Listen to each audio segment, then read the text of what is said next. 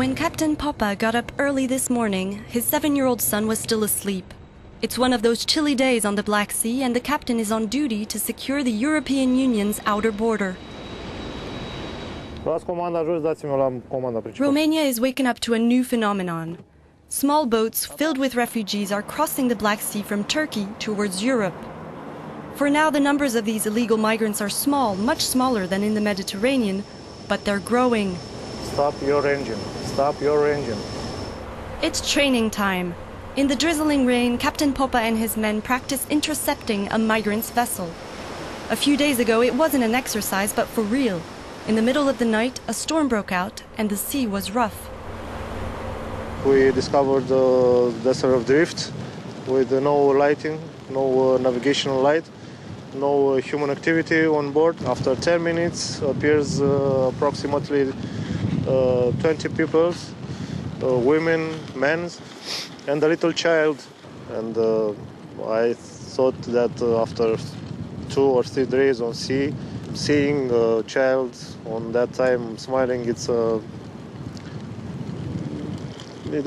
makes me happy.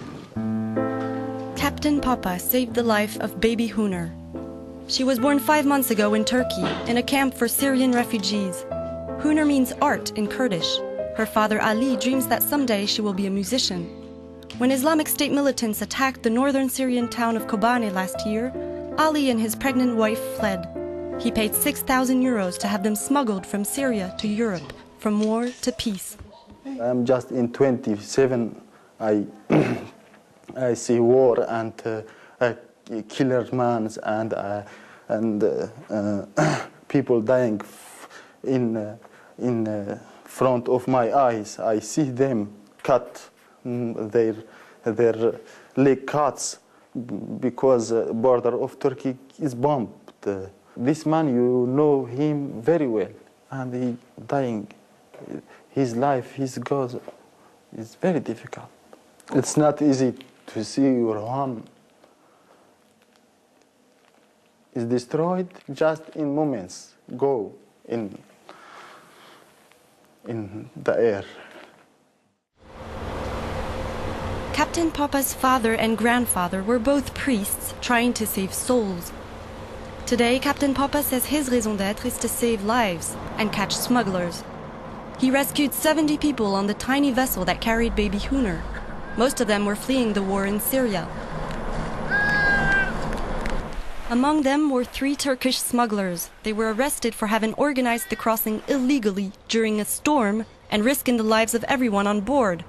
Smugglers like these are being hunted down with help from the border surveillance center in the port city Constanța. Border guards like Madalina work closely with Captain Popa. There's no trespassing for smugglers, she says. No one can enter the EU territory undetected because we have very good and efficient equipment. With it, we can even detect vessels of less than 20 meters from a distance of 12 nautical miles. Captain Popa's men keep training for search and rescue operations.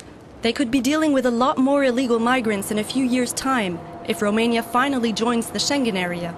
The Schengen Agreement, which was signed 30 years ago, has scrapped border controls between European member states, but controls at Europe's outer borders have been strengthened. While Ireland and the UK have chosen to stay out of the Schengen area, Cyprus, Croatia, Bulgaria and Romania want to join, but have to wait. Other EU members say they first need to really crack down on corruption and organized crime. Further up the Danube, the sun rises over the city of Galați. The families rescued by Captain Popa have found shelter in an EU-financed center for asylum seekers.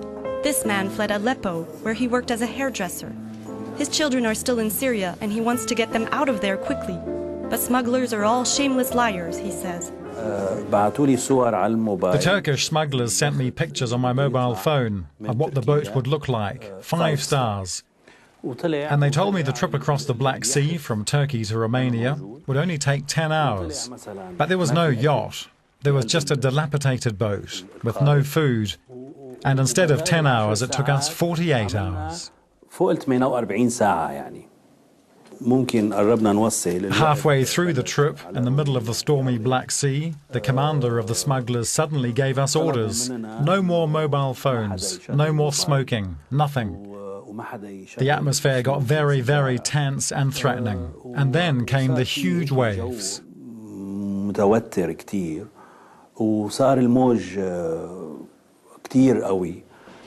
While he gets fingerprinted, he tells us more about his Catholic mother from Armenia, his Orthodox father from Syria, his friends back home, most of them Muslims. ISIL has spread chaos and destroyed this religious tolerance, he says.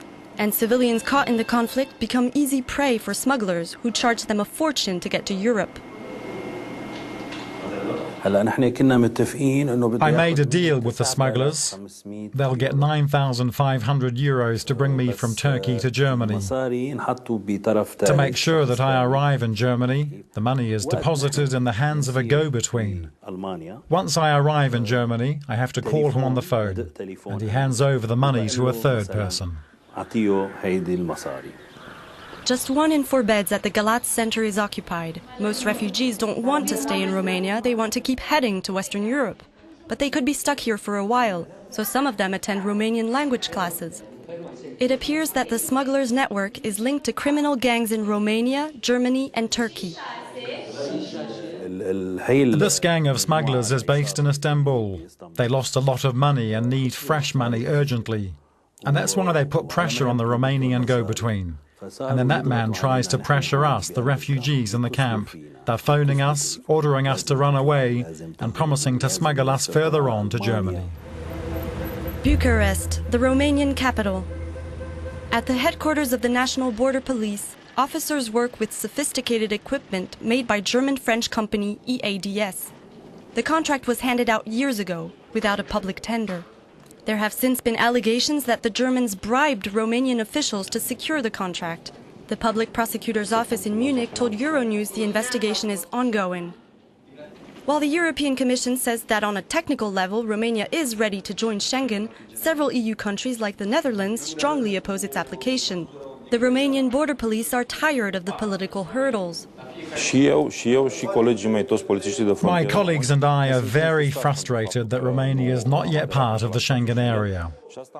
We're doing a good job out there at the border. And a lot of money's been invested to secure the EU's external borders. European and Romanian taxpayers' money. Romania is working hard to convince everyone around the political chessboard that it is changing and should join Schengen.